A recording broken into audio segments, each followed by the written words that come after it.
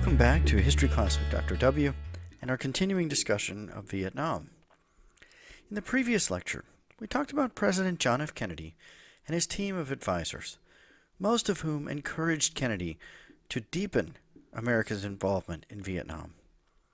In this lecture, we'll continue the story of Kennedy's presidency and some of his actions in that part of the world. Debate over America's role in Vietnam became more urgent as other Cold War developments made it so. In January 1961, Soviet leader Nikita Khrushchev publicly announced Soviet support for, quote, whirls of national liberation around the globe. Many in the United States interpreted that statement as the spread of communism and the need for containment. In April 1961, early in Kennedy's presidency, the Bay of Pigs invasion in Cuba not only failed, but became a national embarrassment. Kennedy could not afford another failure. Debate still raged over Vietnam, but to buy time, Kennedy sent another 500 advisors to Vietnam in May 1961, bringing the total to 1,400 men. To get more information, Kennedy sent Vice President Lyndon Baines Johnson to Vietnam in May 1961. Johnson hardly seemed a good fit for the trip. He was tall and large, gregarious and sweaty. And of course, we will hear much more about Lyndon Johnson later in the course. He seemed to overpower the small and reserved Wu Zhenjiang, but the two got along pretty well.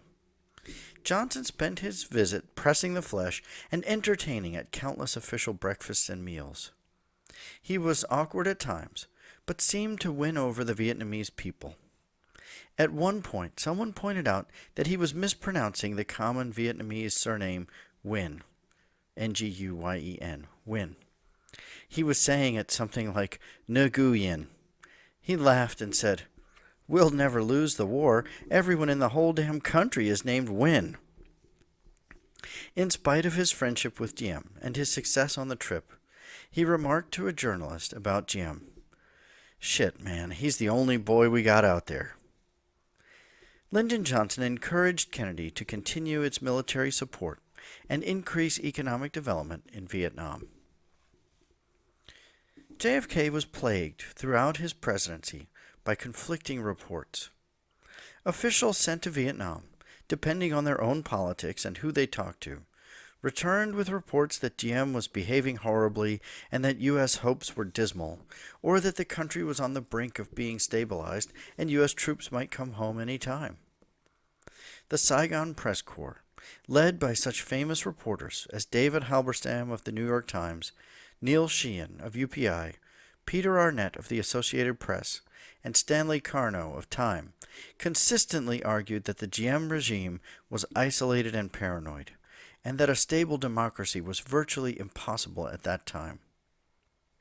In October 1961, JFK sent Rostow and Taylor to Vietnam for their thoughts.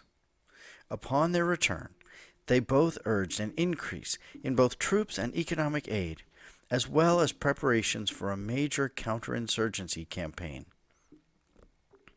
Kennedy was leery of sending troops. With the Bay of Pigs fresh on his memory, he was concerned that sending small numbers of troops would be a formula for failure, and also lead to greater numbers later. As he put it, "It's like taking a drink. The effect wears off, and you have to have another." JFK also already had his eye on the campaign of 1964 and re-election. With a scant majority in the 1960 election, he knew that his presidency could not afford a Dien Bien Phu, a major military defeat. So Kennedy decided on a middle course, leave the bulk of the fighting to the South Vietnamese forces, the ARVN, the Army of the Republic of Vietnam, and provide technical advice and economic support. However, even this moderate course meant escalation of American involvement. When JFK took office in early 1961, there were 900 American military advisors in South Vietnam. By the end of 1961, there were more than 3,200. Kennedy also supported efforts for counterinsurgency. These would be the brainchild of Maxwell Taylor. They were led in many cases by Edward Lansdale, who we discussed in the last lecture. Also involved was Victor Krulak, nicknamed Brute. Only 5'4", 134 pounds, but tough and wiry. Krulak came through the Naval Academy, joined the Marines, and helped design landing craft used in the Pacific in World War II. He also wrote the Marine Corps Manual describing helicopter tactics. In 1962, Kennedy named Krulak as counterinsurgency specialist to the Joint Chiefs of Staff. Krulak, Taylor, and Lansdale set out to build a counterinsurgency campaign. It was an incredibly difficult task, as Ho Chi Minh was enormously popular, and most Vietnamese supported him. The GM regime was based on Catholicism, and as explained last time, was making itself even less popular through its policies. The ARVN was less than reliable, and prone to help the Viet Cong. One element of this program, as mentioned in the Marilyn Young textbook, was experimentation with chemical weapons. In the spring of 1961, a program was established to develop herbicides to poison food crops and strip the foliage in areas under guerrilla control. In January 1962, Operation Ranch Hand began, dropping herbicides for this purpose. Over the course of the war, over 100 million pounds of herbicide would be dropped on South Vietnam. To improve the ARVN efforts, Kennedy established the Military Assistance Command, Vietnam, MACV, headed by General Paul Harkins. Harkins was a 1929 West Point grad. Nicknamed Ramrod during World War II for his hard-headed and ruthless policies, Harkins arrived in Saigon in February 1962 and began issuing daily headway reports. These reports were generally positive. Things were going well.